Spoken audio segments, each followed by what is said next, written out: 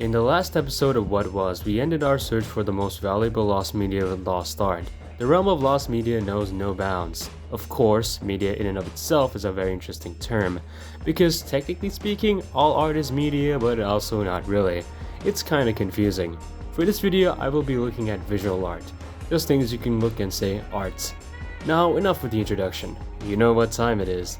Hello and welcome to another episode of What Was, a show where I look at and explain obscure lost media, and tonight, we will look at pieces of art that vanished, were stolen, or just exploded. Let's begin.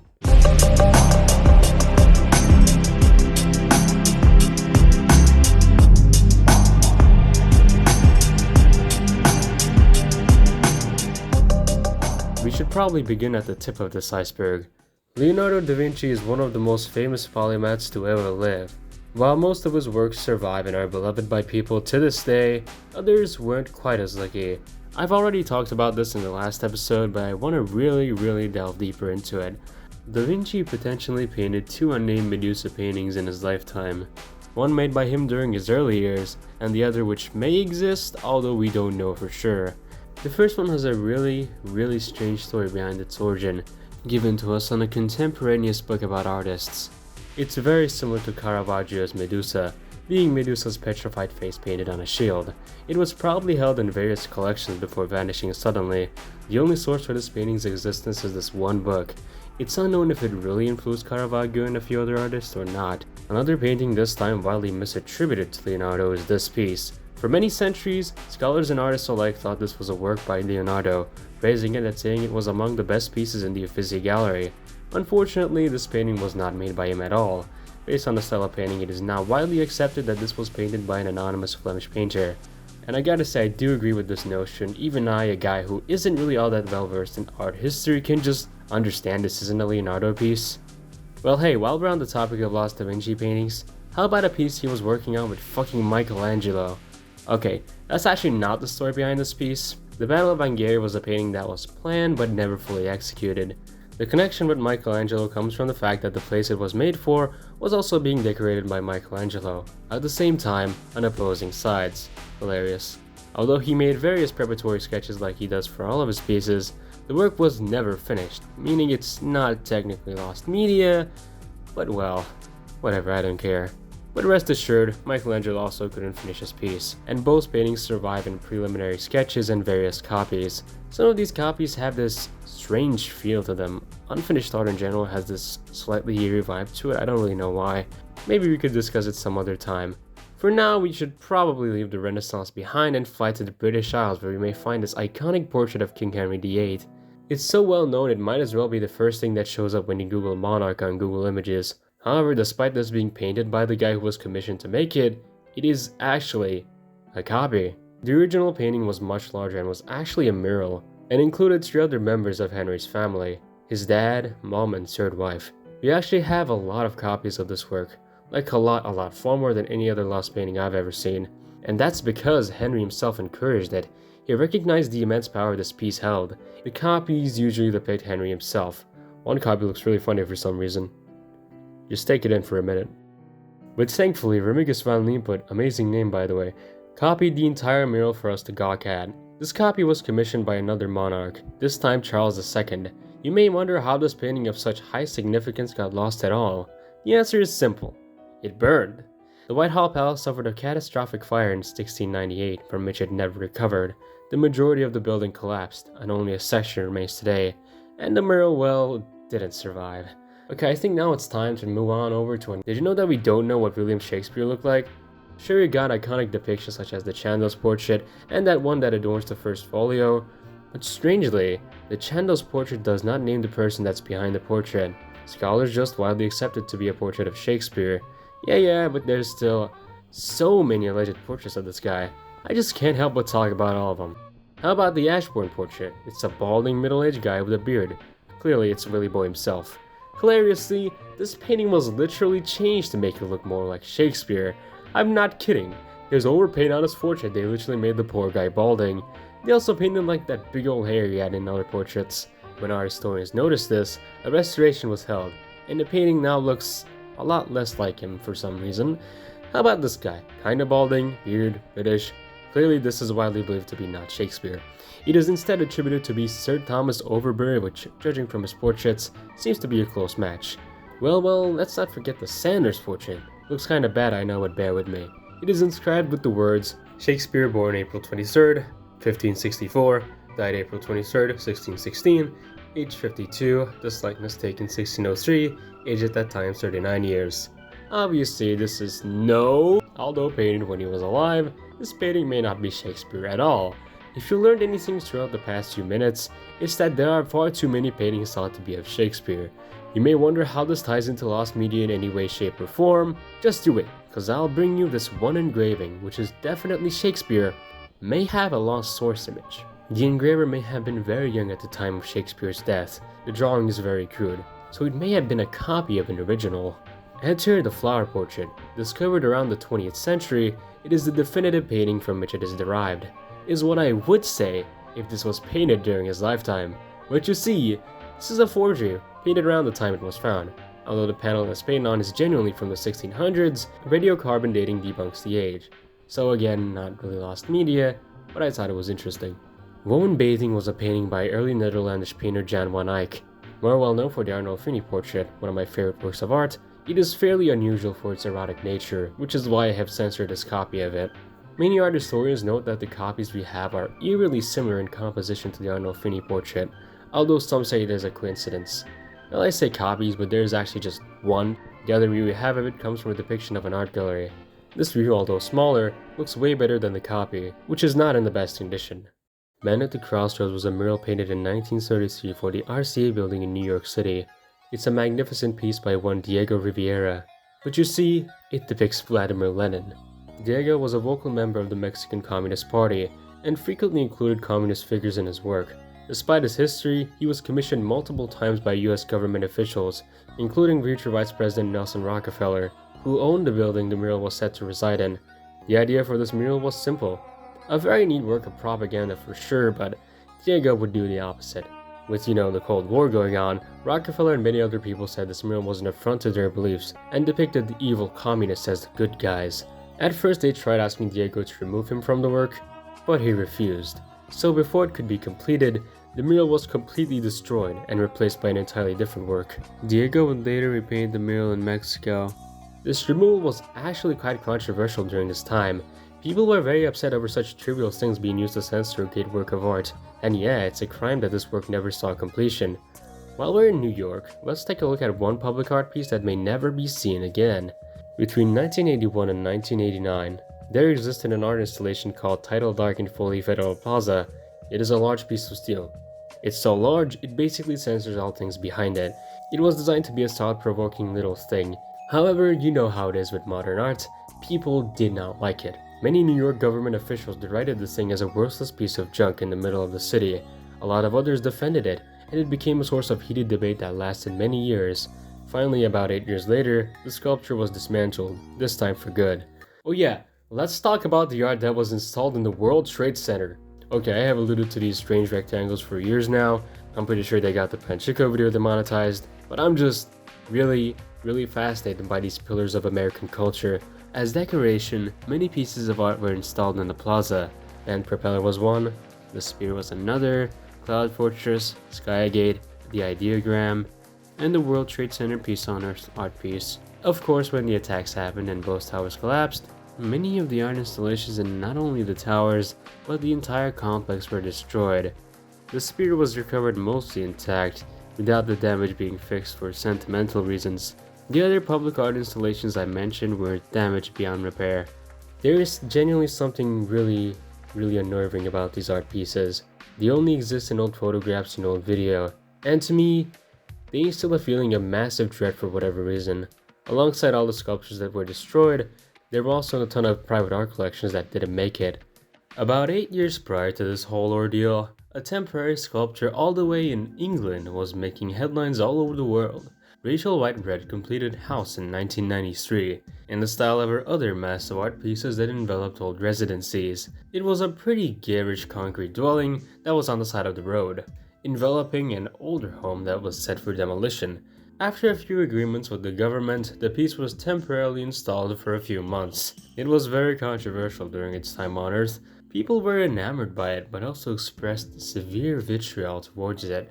Thousands visited it each day, and it even won a few awards. Nevertheless, on January 11th, 1994, it was demolished, similar to a lot of other temporary pieces of public art. When it comes to these, I feel like their loss is meant to happen. You were supposed to be there, kind of deal. I really don't know how I could transition from this section, so hard cut to the 15th century, where we arrive in the studio of the Van Eyck brothers. Here they painted the Ghent altarpiece, commissioned by an important married couple. They finished it in 1433, and the rest is history. This massive work is one of the most influential art pieces in the world. However, there is a missing piece to the puzzle. The lower left painting is an outlier. It was painted 500 years after the painting was finished. Why? Well, this isn't some last century addition to an old masterpiece. It is rather a recreation of a panel that was once there. The Just Judges, the title of the lower left panel of the Ghent altarpiece, was one of the many impressively done pieces in it. It depicts a commotion of horses with several contemporary figures and potentially even the artists themselves. In 1934, this panel was stolen from its place of residence.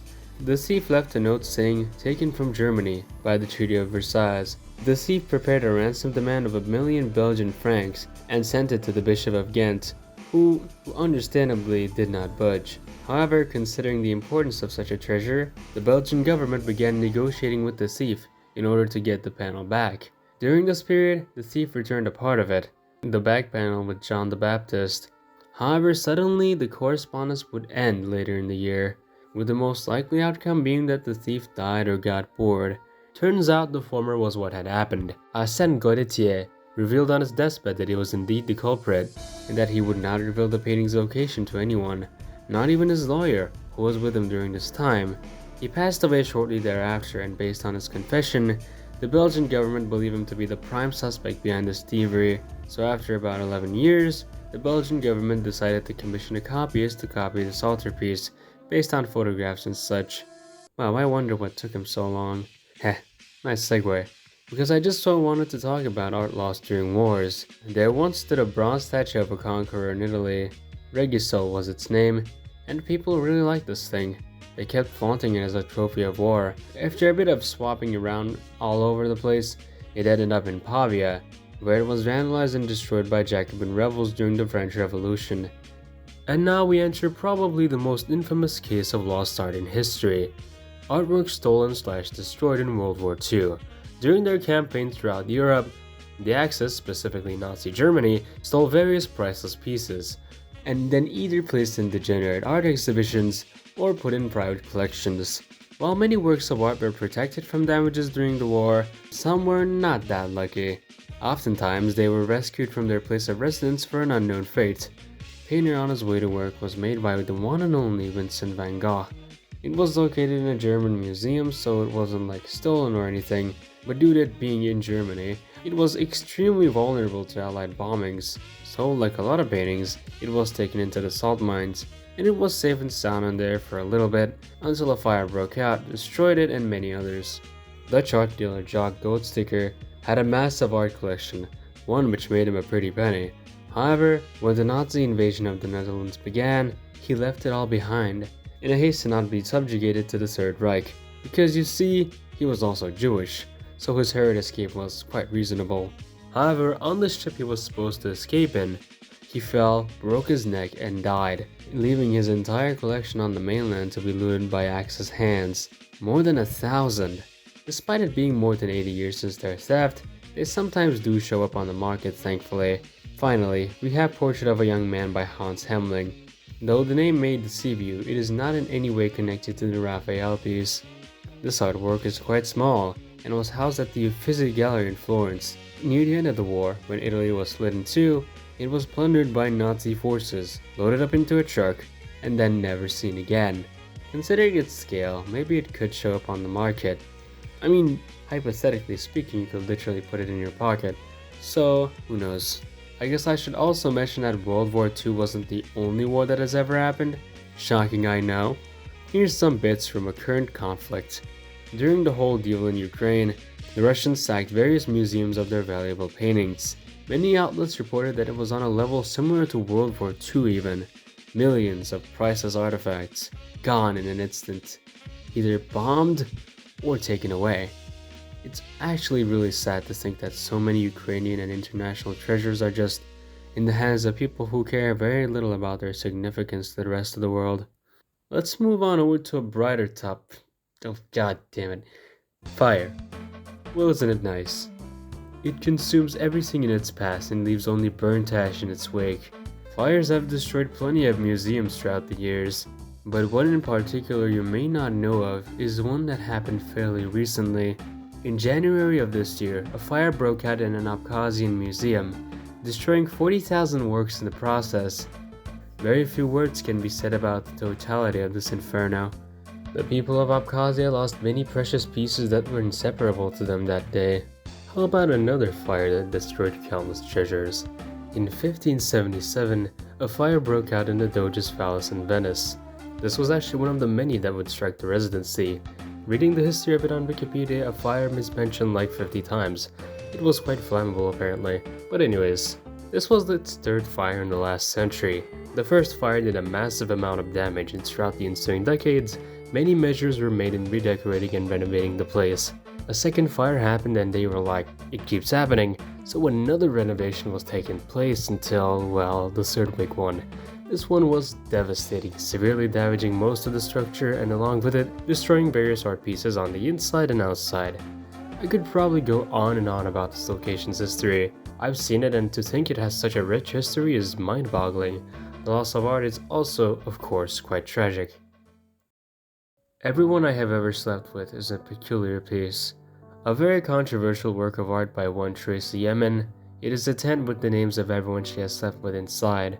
The names are not only romantic partners, but just people she knew in general. It was yet another piece of Brit art, artwork made by a collective of young British artists. It was a very controversial movement. Many derided the works as quite tame compared to previous styles, and even founded an opposition art movement in direct retaliation. Emin was the target of many attacks, extremely critical of her work. The power electronics duo Whitehouse even made a song ridiculing one of her short films. In 1997, her and various other IBAs would have an exhibition at the Royal Academy. However, just 7 years later, the tent would burn down in a blaze of glory. In 2004, the Montmartre warehouse burned to a crisp. A ton of art by young British artists and others would go down with it. Despite the allure of recreating such a personal piece, Emin rightfully didn't want to recreate it. In a shocking turn of events, the media actually did not have any sympathy for the art that was lost, mocking the fact that anyone would care for such loads of rubbish. The majority of the British public have no regard or no respect to what me and my peers do, to the point that they laugh at a disaster like a fire, and to lack of compassion. It is just not fair, and it's not funny, and it's not polite, and it's bad manners. I would never laugh at a disaster like that. I just have some empathy and sympathy with people's loss. So where can we go from here, really? It's all sad. There's really nothing you can do about things like this. The real tragedy of lost art is the fact that nobody will ever see them again. So many fires have broken out in museums all over the globe. Artillery shells have desecrated cultural monuments all over. Well, would you look at that. Before 2001, there existed 2 Buddha statues in the middle of Afghanistan. They were monumental, iconic, and one of the last remnants of the Buddhist population that existed in the region. Unfortunately, when the Taliban came to power, they were demolished. 2 iconic statues, gone in an instant. Iconoclasm is a very interesting way in which art can be lost. It's simple, really. You destroy the monument, you destroy the memory. Damnatio memoriae is a very interesting practice throughout history to remove important figures from the past. With this erasure of a human being, it allows archaeologists and historians a glimpse into turbulent futures, confronting a contradictory past. Their names and faces are removed as a direct act of retaliation against what was believed to be just. Many people know of the infamous picture of Stalin on the boat. With rudimentary tools, his lackeys practically erased his former comrade in a show of sheer power. The earlier examples of this practice is by all definition lost art.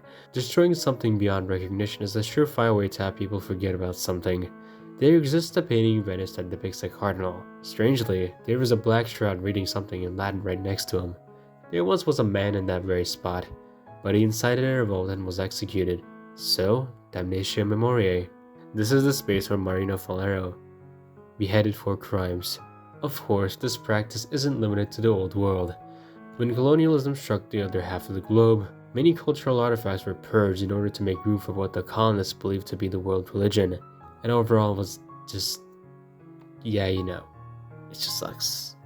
Lost art is unfortunately one of the sadder forms of lost media, because no matter how dark and foreboding a lost cartoon may get, lost art always has way more story behind it. So much has been lost. Humanity is very, very cruel. The Giza Pyramid Complex is a work of art that has withstood so many millenniums. The sheer monumentality of its duration is incomprehensible. Billions of people have died during its time on Earth, and yet it remains, ever so still. You probably understand where I'm going with this. The other 6 wonders of the ancient world, when you really start thinking about the finer details, are lost pieces of art. Really insane monuments that once existed, iconic fixtures of common life. These sites now lay scattered, if not completely missing. How about we talk about some of them? The statue of Zeus at Olympia was a massive statue of the famous god of thunder that once stood in Olympia, Greece. Unfortunately, it fell into disrepair when it was banned from visitation by Roman Emperor Theodosius. The centuries afterwards are uncertain. What is known is that it was eventually moved to Constantinople, and it disappeared entirely after its new place of residence caught on fire. How about the Great Colossus of Rhodes? Once overlooking the Mediterranean, it was the tallest statue in the Western world. However, a massive earthquake destroyed the statue, and strangely, it ended up staying like that for a few hundred years, before being looted, melted down, and never to be seen again. The mausoleum at Halicarnassus was yet another impressive sight, although I'm pretty sure you haven't heard of it. It's probably one of the more obscure 7 wonders. Although this complex managed to survive longer than all but one, eventually in 1494, it disappears from the record entirely. While most of these monuments are pretty well understood, there exists a wonder that is basically unknown to us, and it's one you might not expect. Supposed scenic gardens located in, well, Babylon. While we know they existed, they were one of the first ancient wonders to truly disappear. The descriptions given of such a place make it almost too good to be true. It's a scene that could be described as the Garden of Eden. Scholars are uncertain whether these heavenly gardens even existed. A few places have been called the potential gardens, but since it's been gone for so long, we can't be sure about anything regarding it. Human creations and indeed art itself is fragile. Even really durable art, a simple explosion or theft can make them disappear completely out of the public eye. The finer details get lost. They may only survive in photographs and copies. But I feel like this is not a good way to end things. This year, many important pieces of lost media of all sorts were found. Everyone knows that, the backrooms image, celebrity number 6, a lot of these were found while I was writing the video actually. Throughout this video, we have been through a lot. It's been fun but also kind of depressing talking about all this. It's a side of lost media that is incredibly rich but often overlooked. I wanted to talk about these works because I feel like they are extremely important to all of us. Even if you might not like them, they are tethers to different worlds that we have lost. And you know what? I feel like this is more than enough. I feel like I should finally talk about found art. In the 16th century, during excavations in the Vatican, an ancient statue in remarkably good condition was uncovered.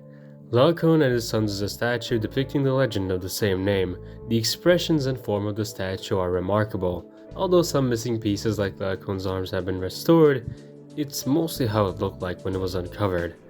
In the 17th century, Caravaggio painted the Taking of Christ, but just a century later, the painting seemingly vanished, only surviving in copies.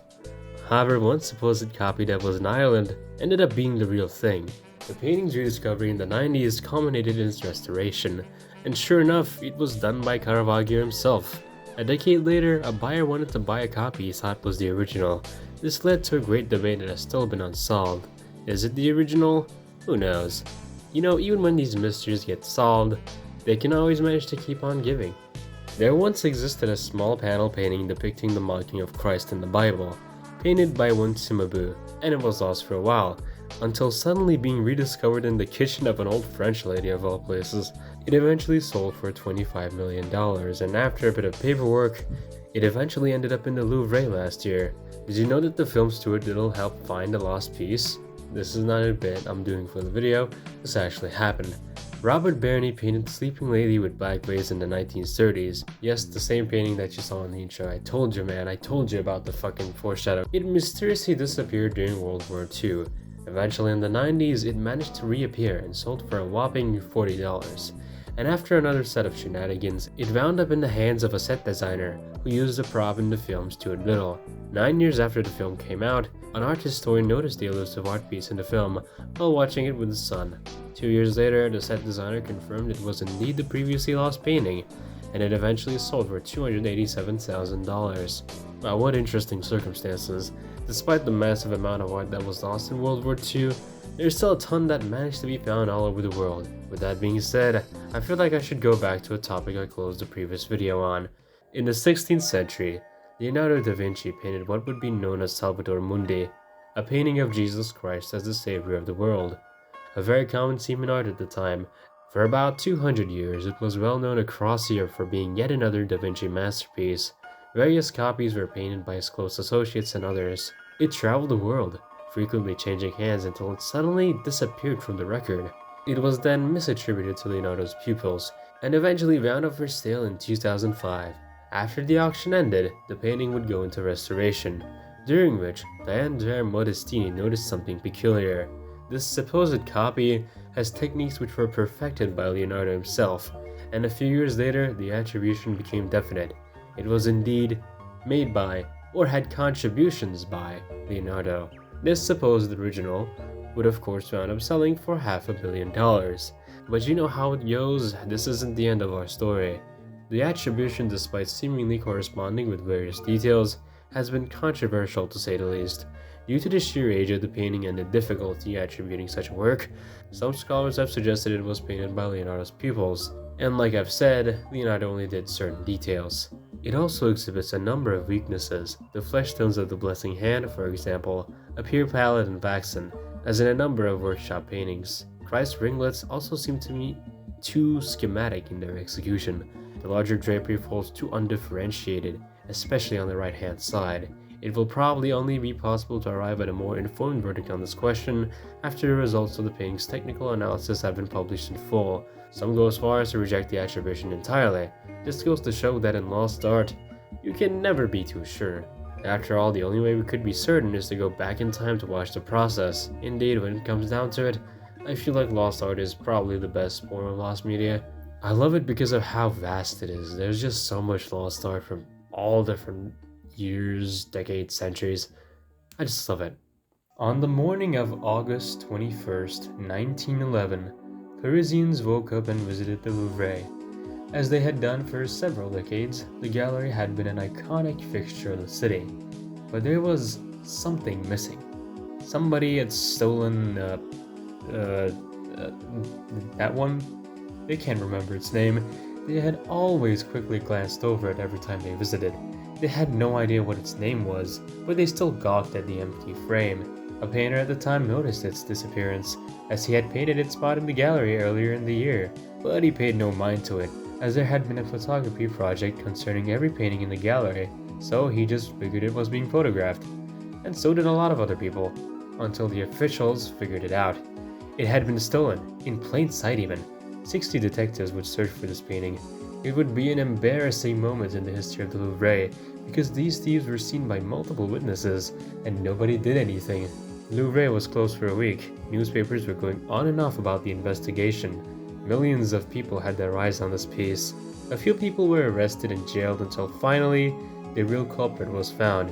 Vincenzo Perugia. He hid the painting under his coat and got away with it, quite easily, as he was actually an employee of the Louvre. Since this painting was painted by an Italian artist in Italy, he and his ultra-nationalistic views wanted it to return to his own country. He was going to sell the thing and he was almost about to do it, but he must have forgotten that despite it being 2 years since the theft, the people had not forgotten. He was apprehended and jailed. The painting ultimately returned with massive fanfare in 1914. And I'm pretty sure if you know anything about art history, you know what this painting is. Sometimes, losing something makes you appreciate it more. Thank you for watching. Goodbye.